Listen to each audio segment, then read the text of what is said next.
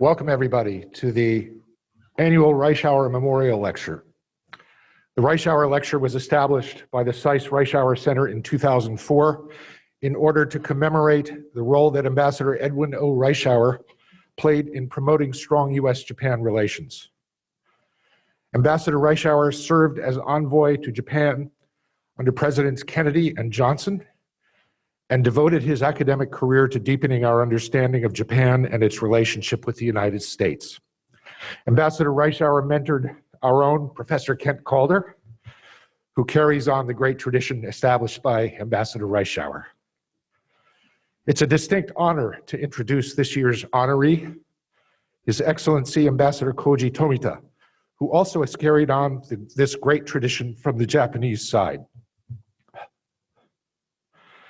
Ambassador Tomita has served as Japan's ambassador to the United States since February 2021. His career in the Japanese Ministry of Foreign Affairs spans over 40 years. Before coming to the US, Ambassador Tomita served as Japan's ambassador to Korea, Prime Minister Shinzo Abe's personal representative for the G20 Summit in Osaka, and as ambassador to Israel. His early overseas postings have included Washington, London, and Paris. Ambassador Tomita graduated from the University of Tokyo and joined Japan's Ministry of Foreign Affairs in 1981. I think I've known Ambassador Tomita since 2001, when he was director of the Foreign Ministry's National Security Affairs Division, and I was the political minister in our embassy in Tokyo, and I'm delighted and honored to introduce my friend to you today. Ambassador Tomita, dozo.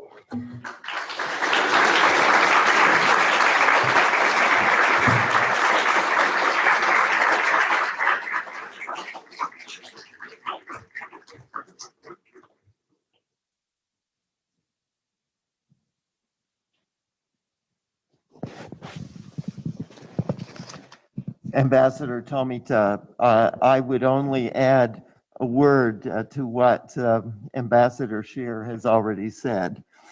It's a tremendous honor to have you with us here at the Reischauer Center and here at Johns Hopkins University. And I say that sincerely, particularly because in your recent postings, of course in your distinguished career across many years with the Foreign Ministry, but particularly in the last two postings as ambassador that Ambassador Scheer mentioned. Two difficult countries, two countries in which, to quote Reischauer himself, the broken dialogue existed, similar perhaps in some ways to that which existed in Reischauer's day between Japan and the United States. And I know you, in your remarks, you'll dwell on those things, and I don't want to go further in that direction, but let me just say that I can't think of, as a student of Reischauer myself, and there are others in the audience here who are, and if not of Reischauer himself, students of Reischauer over the years. And from its very beginning, our center has been concerned with propagating that heritage. And so we really do welcome you, and we look forward very much to your remarks today. Gives me a tremendous pleasure to welcome you. Well, thank you very much, Dr. Calder.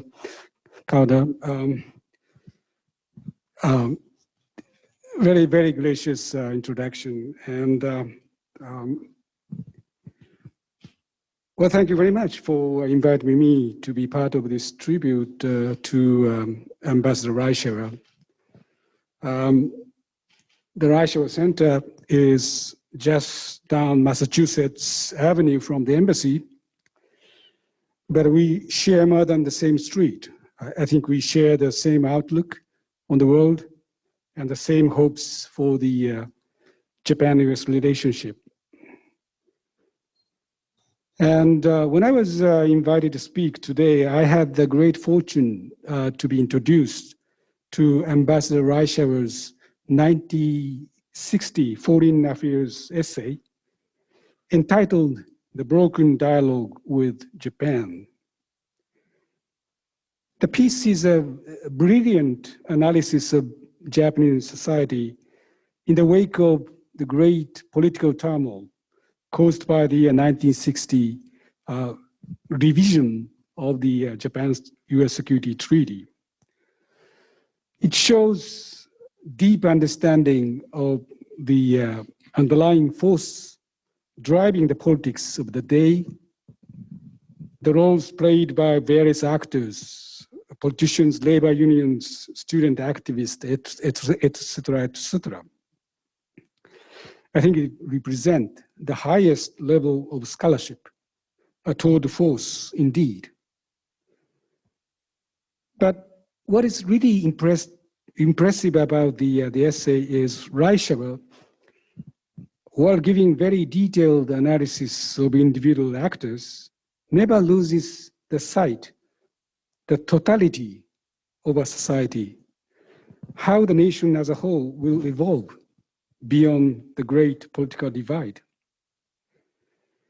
And in the concluding part of the essay, Reischauer gives this prognosis for the future politics of Japan, and I quote, "The obvious distaste of the Japanese public for violence, the rapid quieting down of the situation, and the sudden judicious balance shown by the press all indicate that Japan's practical politics will probably continue on its remarkably level course, despite the verbal storms that rage around the ship of the state."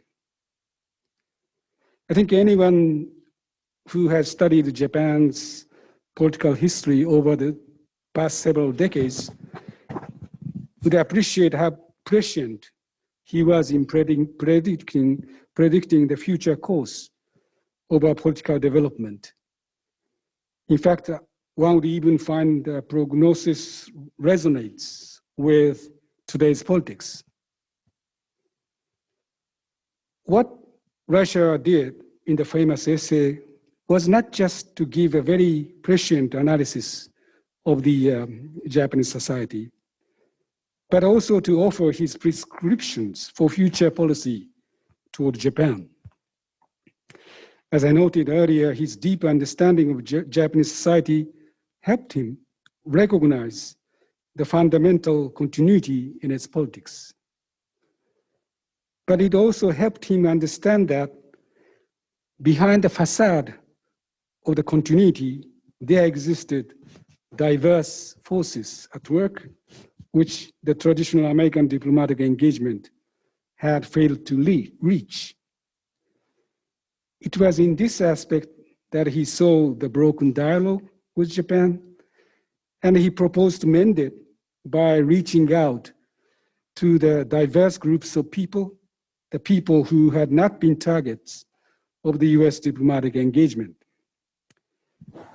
And as you know, once installed in Tokyo as ambassador in 1961, he went on to put his words in practice, expanding exponentially the number of avenues for dialogue between our two nations. Under his leadership, the once broken dialogue was not only fixed, but strengthened to the unprecedented degree. This was Reischauer's main legacy during his ambassadorship, and we are still in his debt to this day.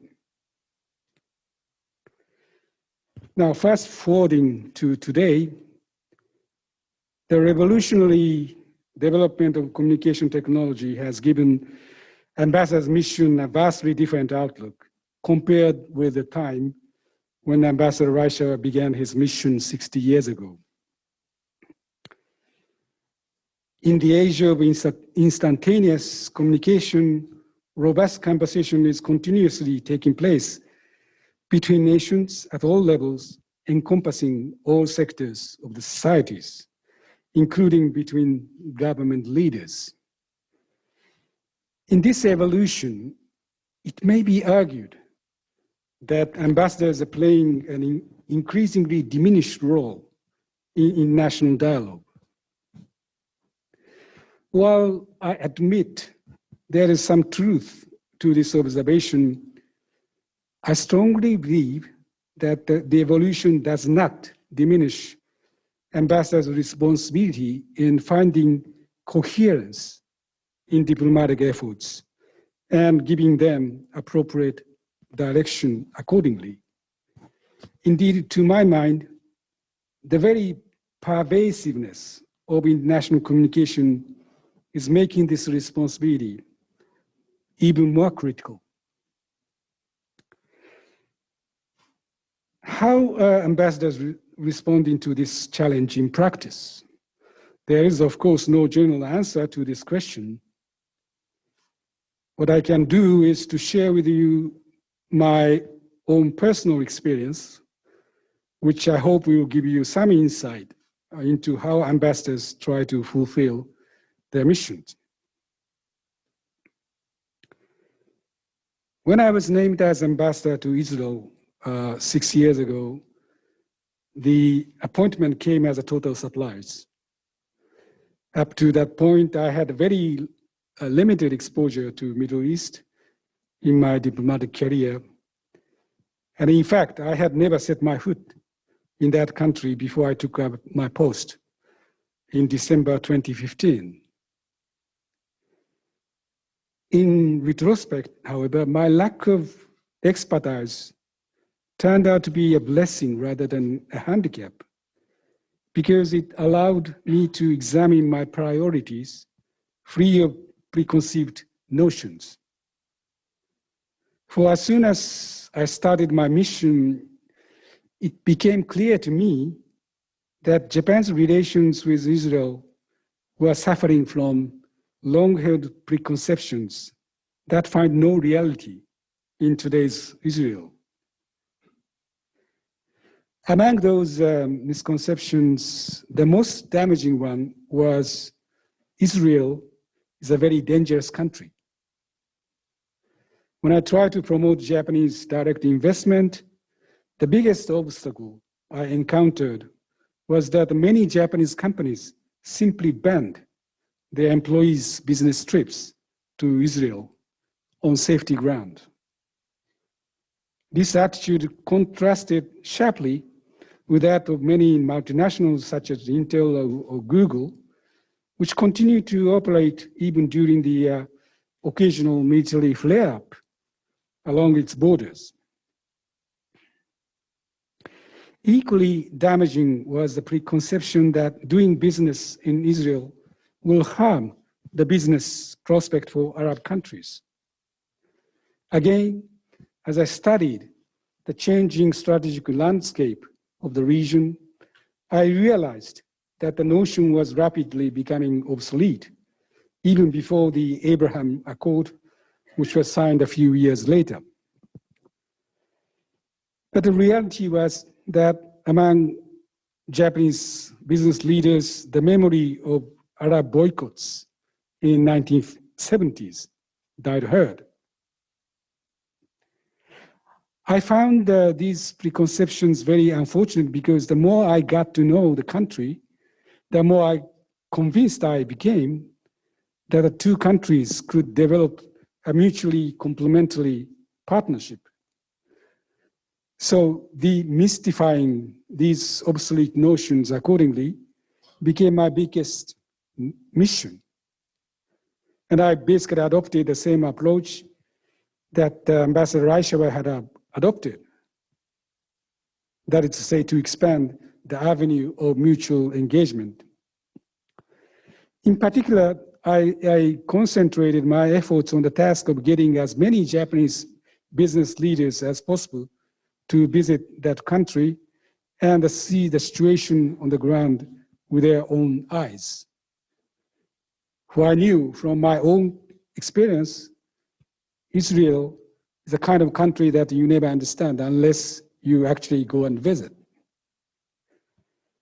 Fortunately, during my time in Tel Aviv, the Prime Minister Shinzo Abe visited Israel twice, and each time he was accompanied by high-level business delegation.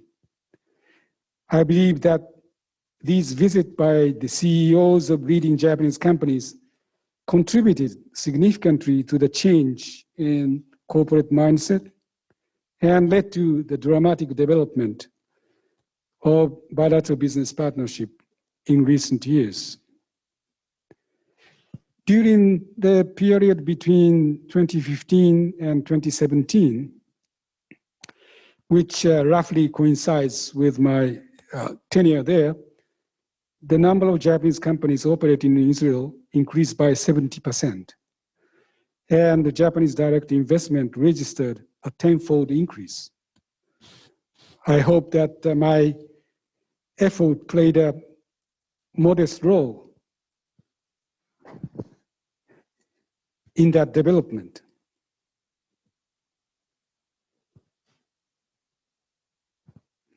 Just a minute, I'm having a problem with my iPad. So let me,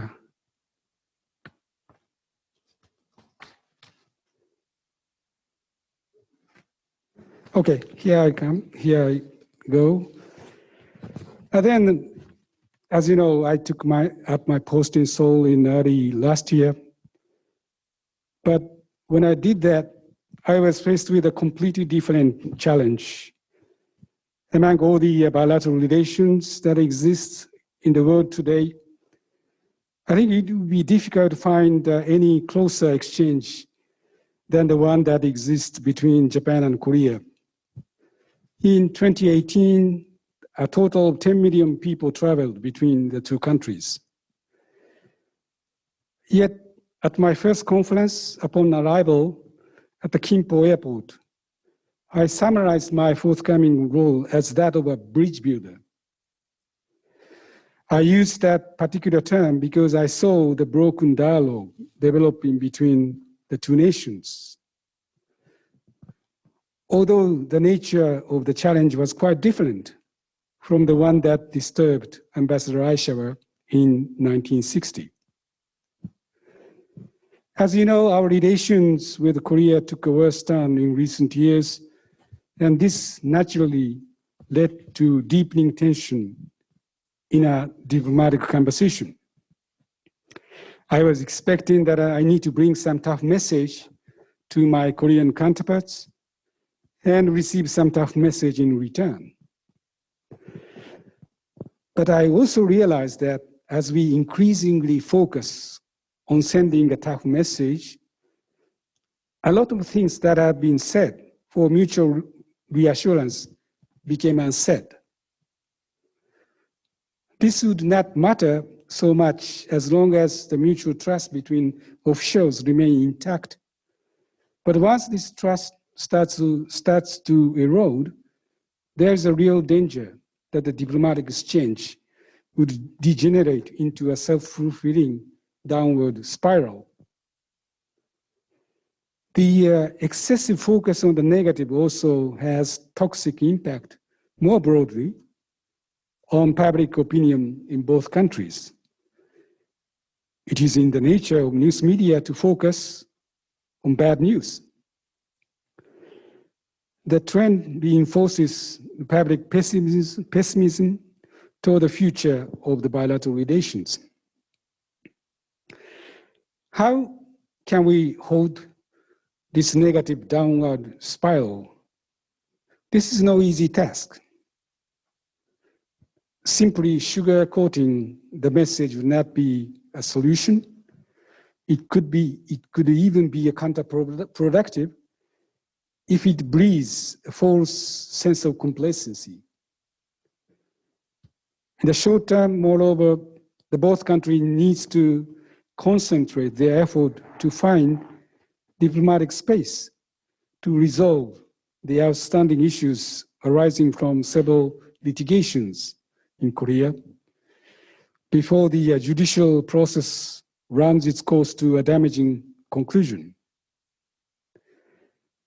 In the longer term, however, I strongly believe that sustained efforts will be needed to fix the growing gap in the bilateral dialogue. Unfortunately, my tenure as ambassador in Korea was too short to make any meaningful contributions to this task. But in that short period of time, I tried to bring what I would describe as a realistic optimism to public conversation over the future of the bilateral partnership. This perspective is based on the historical experience that despite the political crisis have plagued diplomatic relations ever since their establishment in 1965, the Japanese and Koreans have found a way to engage each other constructively, achieving the level of bilateral exchanges rarely seen anywhere else in the world. This optimistic outlook needs to be moderated with a dose of realism, but I do believe that we should have more confidence in the two peoples' capacity to overcome today's challenge, just as they overcame the challenge of the past. Now, turning to my current mission, what would be my role as ambassador here in Washington? The question has become rather tricky because of the recent political development in Japan. I hope Dr. Calder didn't deliberately choose this date to put me on the spot, but I feel rather constrained in speaking about our policy priorities just several days before the general election. Fortunately, here again, I can rely on Ambassador Reischauer's prescient observation about the fundamental continuity in Japanese politics. So whatever the outcome of the general election, I'm confident that the alliance with the United States will remain a foundational component of our diplomatic efforts. Moreover, I take a lot of encouragement from the fact that the new Prime Minister, Fumio Kishida, embodies this continuity because of his long experience in diplomatic and security policy. If he does win the forthcoming election, Kishida-san will have a very full plate in front of him, starting with the continued challenge of defeating the pandemic. But I don't think the domestic priorities will diminish his commitment to the diplomatic goals our country has been seeking in recent years, including realizing a free and open Indo-Pacific region underpinned by a robust alliance between our two countries. That being said, for the reason I have already stated, I feel rather reticent about talking about specific policies. So let me put the discussions of my mission here in the context of the broad strategic picture surrounding our alliance. And the big picture I'm talking about is that international relations are increasingly driven by strategic competition between liberal democracy and authoritarianism. And this trend has been manifested in two factors which have been shaping the recent evolution in international relations. One is a shift in the US strategic focus to the Indo-Pacific region. And the other is a quest for new alignments of like-minded nations like a Quad and AUKUS, which also serve as institutional underpinning for US leadership in the strategic competition. So in the face of the evolving global strategic picture, our two governments have been deepening a conversation about how our alliance should refocus its mission. And broadly speaking, I think we are looking at the following 4 areas. The first area is the effort to further strengthen our alliance by upgrading our deterrent and responsive capabilities in the face of the increasingly troubling security outlook in the region.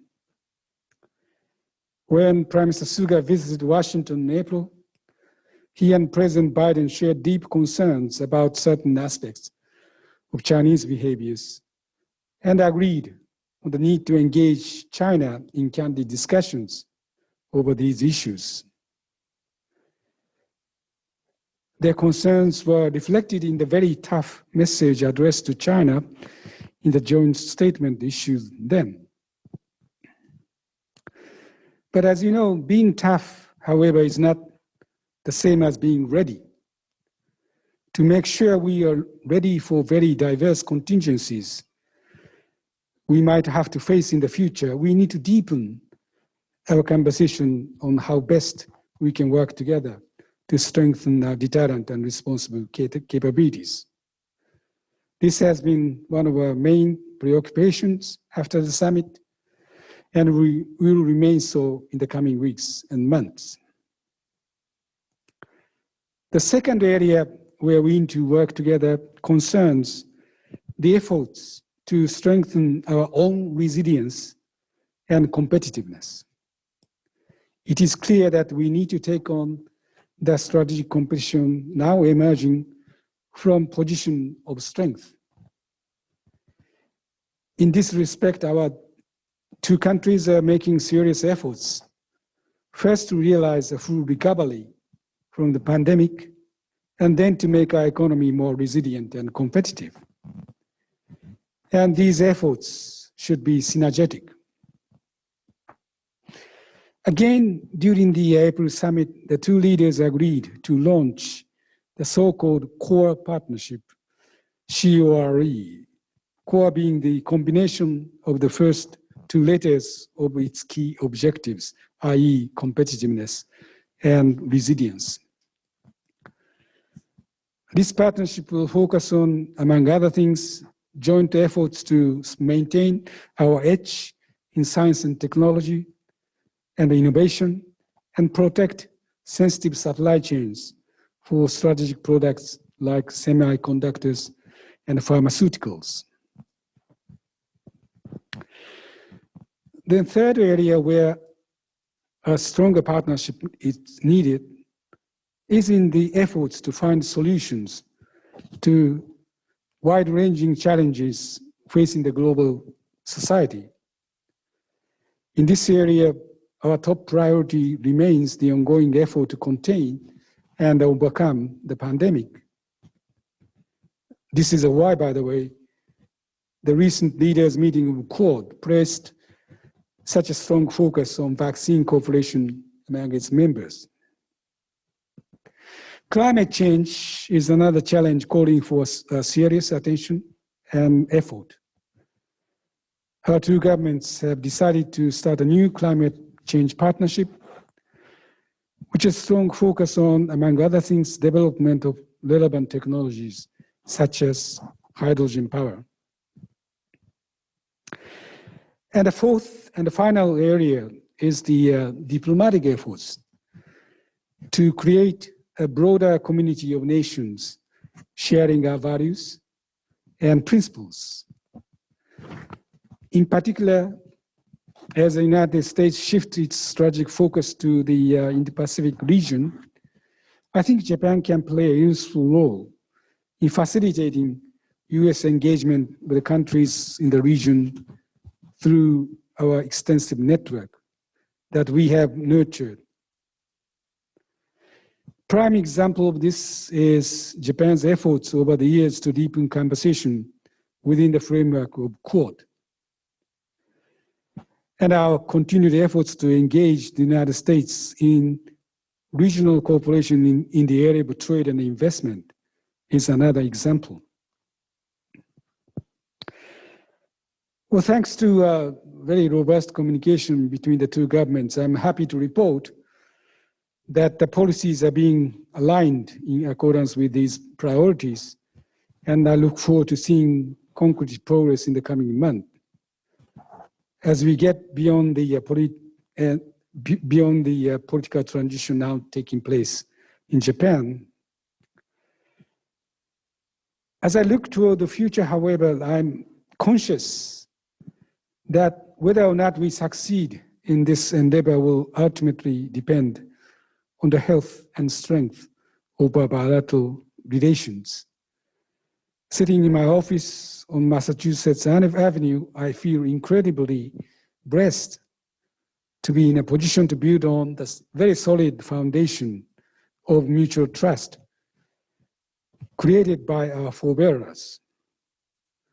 But I know that we must not be complacent in strengthening exchanges in all aspects of our bilateral relations.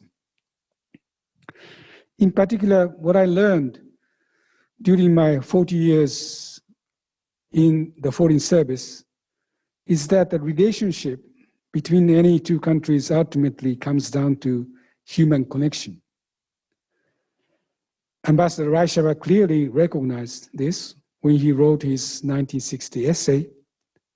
So did I, as I tried to fulfill my mission in Tel Aviv and Seoul.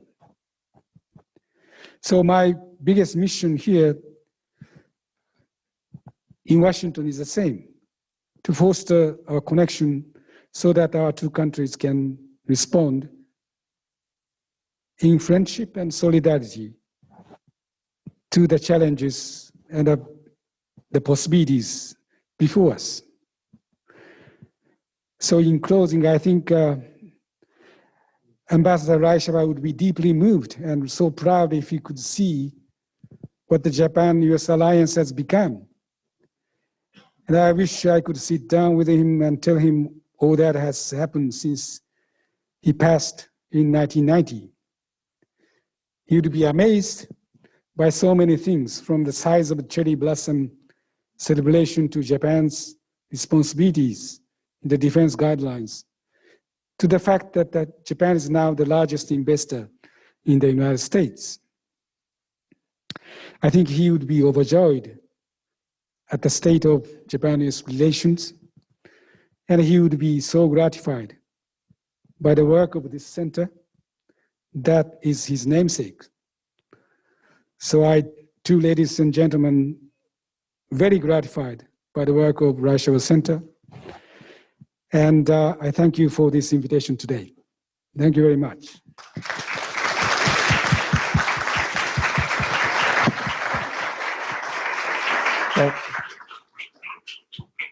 Thank you very much, Ambassador.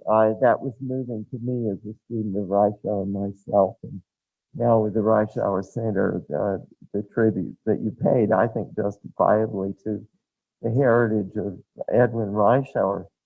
But thinking back, I can remember, and others in this audience who knew him no doubt will remember this as well, that even to his last days, he was always worried about the possibility that a broken dialogue might resurge in Japan-US relations. And of course, our two countries do have, in some ways, starkly different circumstances. You're directly adjacent to China. We are across an ocean and more. You import 99% of your oil, and much of it from the Middle East. And we're among, and we have been recently, the largest oil exporter in the world, even at times exceeding Saudi Arabia. And it wasn't so long ago, I can remember when I was working briefly on Capitol Hill, it was so that we had the demonstrations, we had, cars being, beaten with sledgehammers and things like that on Capitol Hill. So it isn't that far in the distant past that protectionism has been a major factor in US-Japan relations. Aren't there some dangers of a broken dialogue resurging, or do you really I know we would all like to hope that that isn't. Let me put it differently. What do you think the potential dangers to U.S.-Japan relations are against which we should be working? Well, I'm sorry if that's a difficult question. I think my job is to prevent that from happening. So, but I think our alliance has changed very substantially from the time of Ambassador Reischauer. Mm-hmm. And I can describe this change in many ways, but the biggest thing is the alliance is gaining increasingly broader regional and global outlook. So this is an opportunity and also a danger, you see, because now we have opportunity to work not just for each other, but also for the global good. So I think our alliance has this opportunity to contribute to the greater progress in international society. But at the same time, because we have our scope of alliance has expanded so much, there is a greater need for us to align our policies. And this is not always possible. And also, oftentimes, I think we need to pursue very complex set of objectives. Take the example of China, for instance. I talked about the need to engage China in our very candid discussions. But that being said, China is also the second largest economy in the world, deeply integrated into global society. So the stability in our relations, stability in relations between the United States and China, the stability in the relationship between Japan and China matter for the global society. And of course, China is also in a position to contribute to our efforts to find solutions to the broad range of issues, including climate change. So I think Secretary of State Tony Blinken described the complexity of this undertaking by breaking down the three aspects of our engagement with China, adversarial, competitive, and collaborative. So just taking the example of the China, it's going to be a very complex task ahead. So it calls for even more closer coordination between the two countries. So would you say then that even if it's not the same sort of talking past each other, sort of broken dialogue, there's a very complex coordination problem. There's a broken dialogue in that, or not a broken dialogue, but a challenge. Yeah, exactly. I'm not saying that there's I'm not suggesting that we are going to see a gap in communication, but I'm trying to underline the difficulty, or how difficult it is to coordinate our position on so many complex issues. Well, I know we have a number of people here who, of course, are former policymakers. We have our Reischauer Fellows who've been studying policy issues intensively, a lot of students and people who are interested. I don't want to go on at great length myself, but I know that we have some questions. I see Professor Bill Brooks right here. Bill? Thank you, Mr. Ambassador, for your very encouraging assessment of the U.S.-Japan relationship. I hope everybody can hear me. My Here, question- need. Can I take that? Oh, yeah. My question is actually more of the short-range impact of the pandemic, which has created a kind of broken dialogue between the U.S. and Japan academic communities. I teach a course at SAIS on U.S.-Japan relations and global context, in which the students normally get a research trip to Tokyo each year. We haven't been able to do it for 2 years because of the pandemic. And I think this is spread across the entire U.S. The dialogue of academics meeting with other academics, either in an institution or a personal environment, has been broken by the pandemic. In your estimate, can this be fixed quickly as things get more and more normal over the short term? Well, thank you very much for that question. And as I said in my presentation, I'm a strong believer in the importance of human connection. So I have been disheartened by the dislocation created by pandemic in the area of people exchange in all areas, including the academic exchanges. And of course, how quickly we can overcome this challenge depends on how we make progress in terms of defeating this pandemic. But I'm happy to report that we are slowly make progress in resuming normal exchanges. For instance, taking a few examples of traditional avenues of exchange, for instance, Mansfield Fellowship Program, we'll resume the program this summer. We have just sent off the new batch of JET scholars to Japan. So JET is coming back to normal. And of course, there's, many other programs which have been obliged to be suspended because of the pandemic.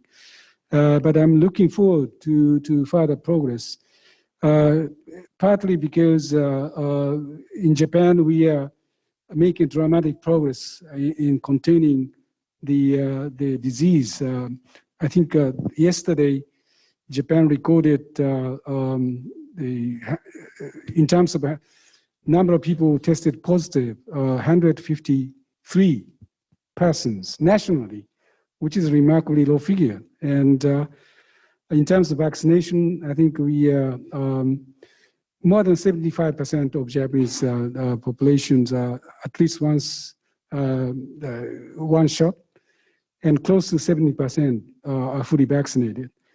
So with the progress in our efforts to contain the disease, I think we will have a better prospect in resuming the normal exchanges in the areas you mentioned.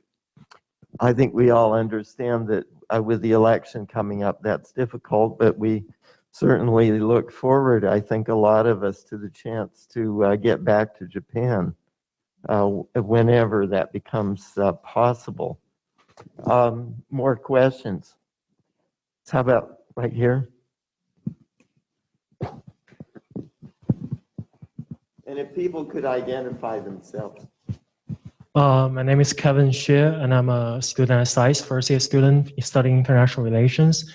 And I would like to firstly thank Ambassador for coming here, giving his remark on U.S.-Japan relations.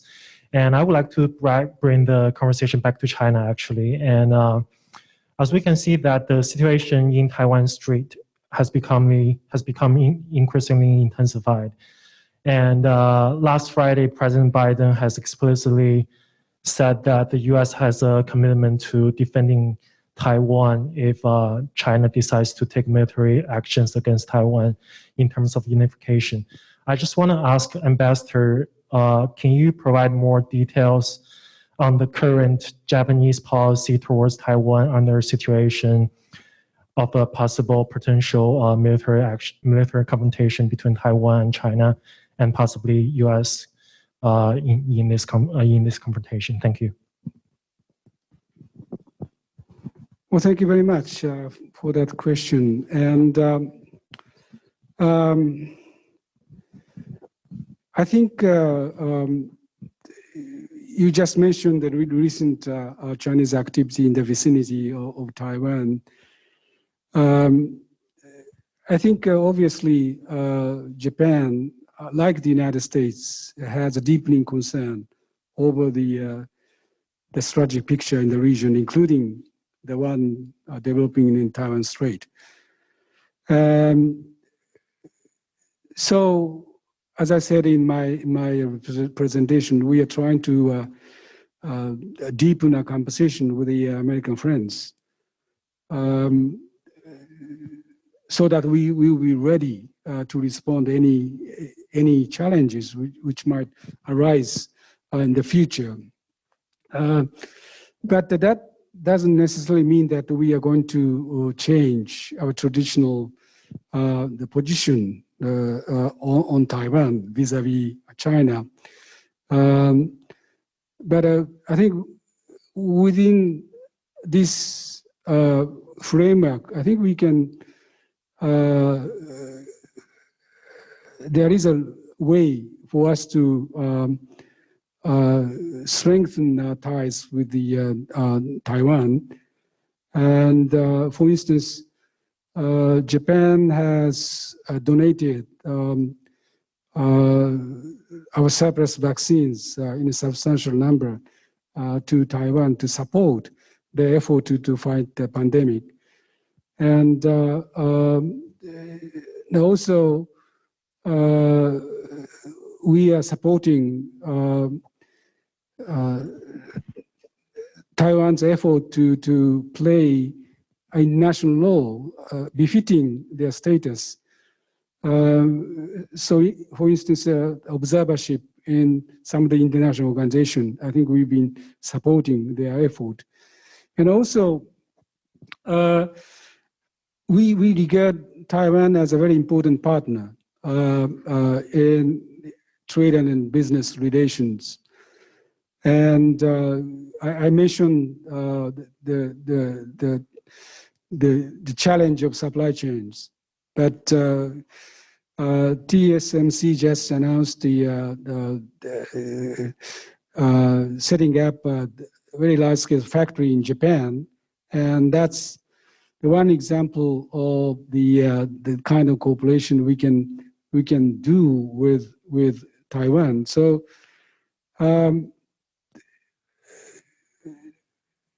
As I said, we are increasingly making efforts to be in a position to respond to any contingencies. And also, we're supporting the Taiwan's efforts in the areas I mentioned, and also try to strengthen bilateral cooperation in the areas, for instance, industrial cooperation like semiconductor. Thank you. Very difficult question, but thank you very much. Jim? Jim Shaw, right. Thank you very much, Kent. Thank you, Ambassador Tomita. I'm Jim Schoaf. I'm a senior director of the U.S.-Japan Next Alliance Initiative at the Sasakawa Peace Foundation, USA. And I wanted to ask you about economic security. It's a very hot topic right now, and you referenced the core partnership. And I wonder if you think the current mechanisms or method of alliance coordination are sufficient to address the complexity of economic security. Can we use the 2+2 mechanism to handle that, or do we just need to rely on traditional ministry-to-ministry, agency-to-agency coordination, or is potentially some new approach potentially useful in that regard? I should add, as I think everyone knows here, I should add that Jim Schoaf is a SAIS alum. as well? Well, that's a very good question because, of course, I mean, to follow up the conversation between the two leaders, we try to explore appropriate ways to address the leaders' concern. So we are trying to establish appropriate, conduit of conversations on this subject, and of course, this falls within the what you said, the traditional, lines of communication. But ultimately, I think this calls for all stakeholder conversation. After all, we need to engage business to ensure that we have make appropriate decision in terms of protecting our supply chains. So I think beyond this traditional government conversation, I think we need to have some way to engage the other stakeholders, including the business. But at this stage, we haven't reached that stage to come up with a specific way of doing that. But down the road, I think we need to have broader dialogue this question. Thank you. We have, let's see, a question right here. Thank you, Mr. Ambassador. I'm Cinnamon Dornsive. I'm the director of the Foreign Policy Institute here at SAIS, also a SAIS alum. So my question relates to the theme that you've brought up about broken dialogues. And I wonder, you've already talked about China, and you certainly may choose to highlight that. But my question is, where regionally or globally do you see strategically important broken dialogues? And how can the United States and Japan work together to strategically head off some of the most possibly negative consequences? So I guess it's an issue in alliance coordination, right? On the complex problems relating to China, particularly, that the U.S. and Japan have. I think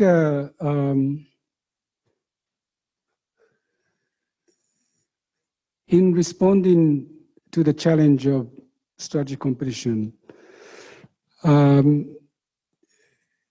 I think we need a holistic approach. We're not just focusing on the military security competition, but as I talked about in my presentation, there's a question of economic security or even domestic efforts to make ourselves more resilient and competitive.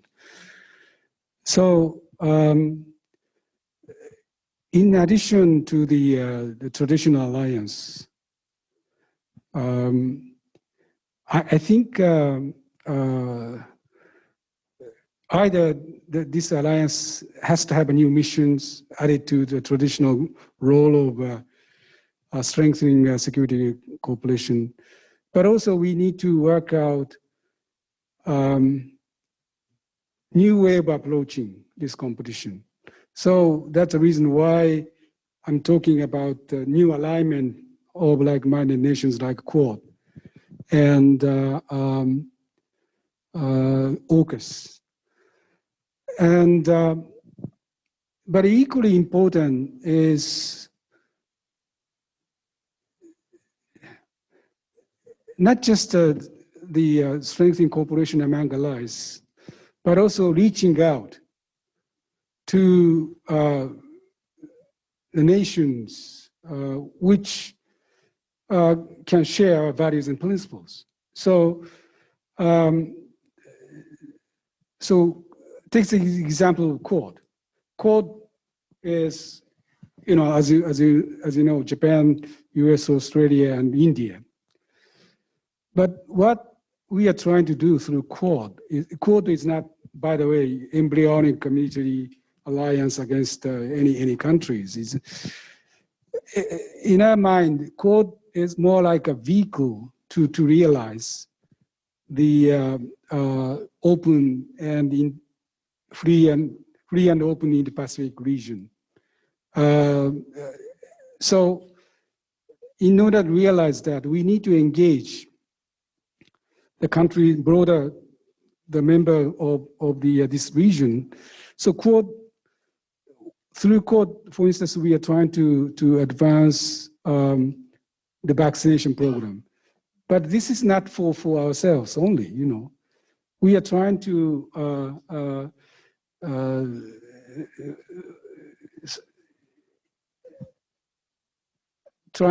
increase the vaccine production in India so that their product can be distributed around the world, around the region, see.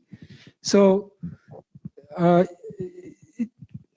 involves not just the question of strengthening alliance cooperation, but also in the engagement, reaching out the broader community in the region is very important. That's the reason why I identify this sort of diplomatic effort is one of the 4 areas or priorities in my presentation. Mm-hmm. Thank you. Now we're getting close to the end, and I think we should hear from perhaps 2 students and then some final remarks by the ambassador, very, very briefly. Yes, okay, one right here, and then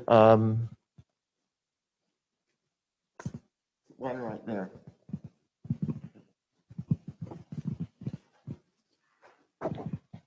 Thank you so much, Your Excellency. My name is Shahad. I'm a student at SAIS and a research associate at the Reischauer Center.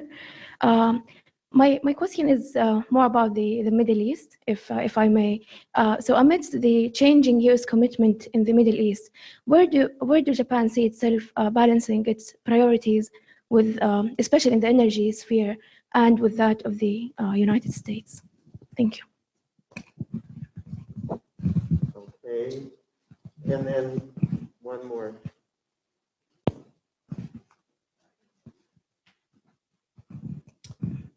Hello, Ambassador. My name is Connor O'Brien. I'm a second-year student studying American foreign policy. You mentioned the U.S. and Japan coordinating on various contingencies and improving deterrence with the 2 countries. Japan recently, last few years, has refitted its helicopter destroyers to become small aircraft carriers, and it's getting greater standoff missile capabilities. Will this independent deterrent ability strengthen or weaken the U.S.-Japan alliance? Japan's independent capability. Well, first on Middle East, Middle East remains a very important strategic priority for Japan. You mentioned energy. And of course, energy remains a very important priority for us. I mean, we still rely heavily on the oil and gas import from that region. But at the same time, we also realize that the instability in that region has a broader implication for the international society, as we have witnessed in the past several decades. So I think we try to address not just the question of the stability of energy supply, but also the broader question of how we can achieve stability in that region.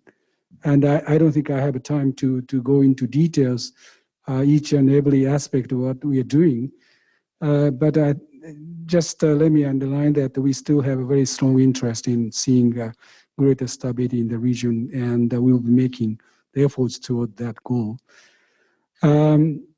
the second question, the question of independent defense capability and so on and so forth. I think what we are seeing right now in terms of a military balance in the region, increasingly, it's not a question of whether Japan do this or American do that. Japan do more and the American doing less. I think we have to do more together. So I think the effort Japan is making in terms of strengthening our own defense efforts will not diminish the American responsibility in the region. I think what we are trying to do is the combination of defense capabilities to be strengthened to address the evolution in the military balance in the region. So it's not a trade-off relation, but I think, but in order to do that, I think we need a very strong coordination. What sort of priorities Japan should be doing, and so on and so forth. And by the way, the Prime Minister Kishida announced a few weeks ago about the forthcoming review of the defense planning in Japan. So I think we'll be engaging our American counterparts and how this partnership will be should be developed in the face of the emerging strategy picture. Well, thank you very much, Ambassador. I'm glad to see that we don't have a broken dialogue between these two parts of Massachusetts Avenue, and we look forward to continuing that dialogue. Thank you very much. Well, thank you very much for inviting me. I've been honored to be able to address this audience today. Thank you very much. It's our honor as well. Thank you.